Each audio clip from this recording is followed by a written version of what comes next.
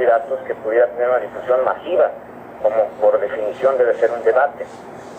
No hubo ahí ninguna posibilidad de que se fuera transmitido por radio y televisión con todas las argumentaciones que nos dieron, incluso hubo ahí un escrito de respuesta que da la presidenta del Consejo a un radiodifusor interesado en transmitirlo y de organizar algún debate de que no, que eso violaba la ley y que estaba casi en riesgo la concesión en el caso de que se transmitiera. O sea, se inhibió pues la participación de medios.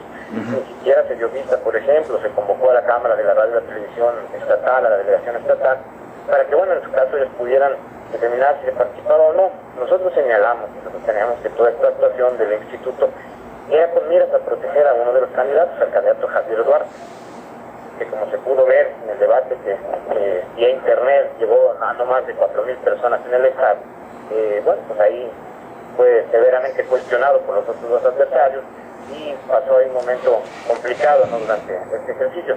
Claro. Es un segundo dato que señala ahí la partida del instituto. Y bueno, ya lo que es la jornada electoral, nosotros durante el desarrollo hicimos señalamientos en la mesa, denuncias, escritos, de todo lo que estaba pasando el día de la jornada electoral, con los operativos que vimos de amenazas, de coacción, de compra de voto, pero sobre todo lo más preocupante, de amenazas de gente armada que sobre todo en zonas cerradas del estado se movía, y pues el instituto finalmente no hizo gran cosa y permitió que todo esto se fuera desarrollando. Estos son algunos datos, digo, entre muchos más estudios que señalan y que ponen en tela de duda la actuación del instituto. Ayer mismo en la sesión de cómputo señalamos que, bueno, no nos estaban rindiendo los informes de lo que se estaba desarrollando. Esto hacía que las cosas fueran empeorando. El caso de Cozoleacaque, por ejemplo, cuando empieza la sesión de cómputo, encuentran violados los sellos donde estaba resguardada la paquetería electoral y se encuentran abiertos y las boletas ahí fuera de su lugar, y, por ejemplo, donde aparecían tachado el logo del PAN, por darte un ejemplo, con el crayón que se usó, que todos usamos para votar, con bolígrafo, con pluma, abajo estaba tachado el logo de otro partido, de Convergencia, no recuerdo cuál, a manera de convertir sus votos en nulos. O sea, fue algo muy burdo y que evidentemente no permitía legalmente que esos paquetes entraran a la contabilidad, al cómputo, y sin embargo lo empezaron a hacer así los funcionarios, lo señalamos aquí en la mesa y no se hizo nada. Anoche, ya muy tarde, se tomó la determinación ante el nivel ya de tensión que había al respecto y que ya iba amenazada con generar en violencia.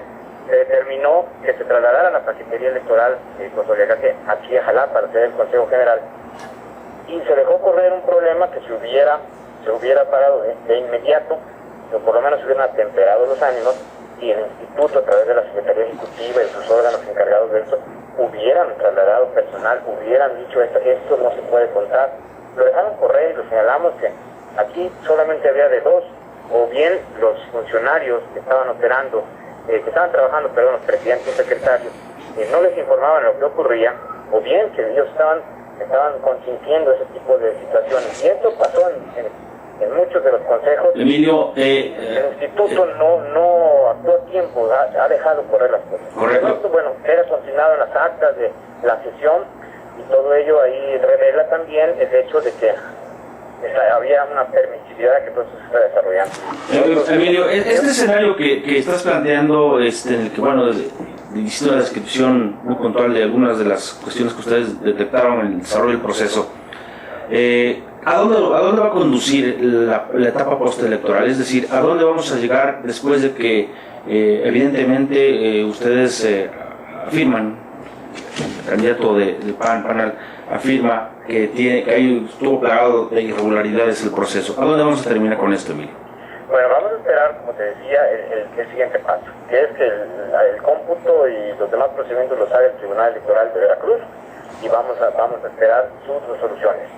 En caso de que se confirme o no se le dé valor probatorio a todo lo que vamos a presentar en su caso, pues de luego que tenemos la opción de acudir a la instancia federal, al Tribunal Electoral del Poder Judicial de la Federación, y en esa medida, bueno, pues allá se tendrán que hacer las valoraciones del caso. Hay elementos de sobra para que se pueda, en su caso, declarar la nulidad de la elección, por dos datos que te doy muy rápido. Primero, aunque sea a manera de indicios, ¿sí? Por las características del hecho, que las grabaciones hechas dadas a conocer del gobernador Herrera Beltrán, ahí operando como coordinador de la campaña del PRI. Y el otro es pues el gasto excesivo de la campaña de la coalición Veracruz para adelante, que rebasó por lo menos en 20 veces el tope de gastos de campaña, sin que el instituto actuara. Entonces hay una serie de elementos que sí habrán de ser valorados en su caso si llegamos a estos niveles por los magistrados del Tribunal Fiscal, y desde luego ellos ahí tendrán la última palabra para que se garantice que lo que el ciudadano definió en las urnas el domingo se corresponde con las autoridades que nos van a gobernar. Emilio, lamentablemente se nos termina el tiempo, el espacio es muy breve, te agradezco que hayas tomado la llamada y bueno, estaremos en contacto para posteriormente seguir comentando estos asuntos.